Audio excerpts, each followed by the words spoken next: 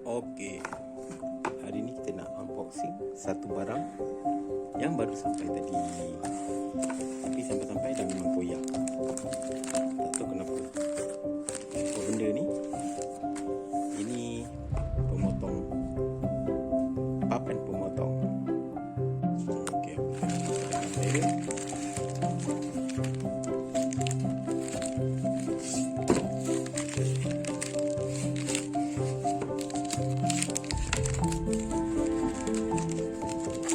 saya pula saya ambil gunting lah. Okey, gunting pink isteri saya punya.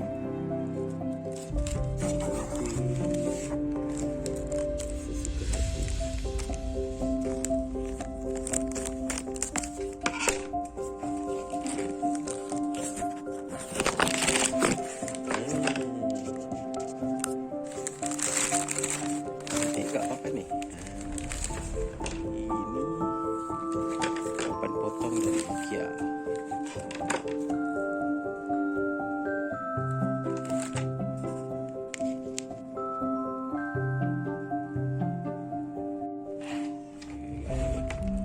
Warna hijau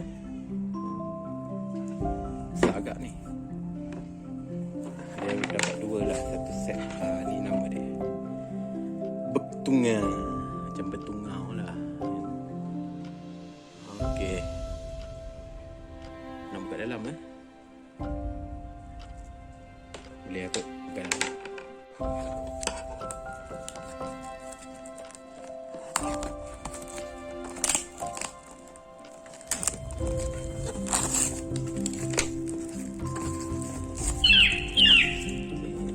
Ini kecil je, tingkal je saya ni. Ini sesuai lah untuk potong kecil ke bawang ke putih ke.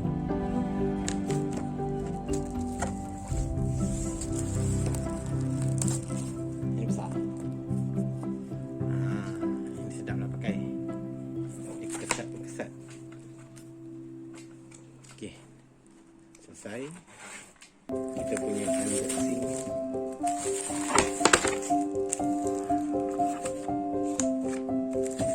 Bergtunga.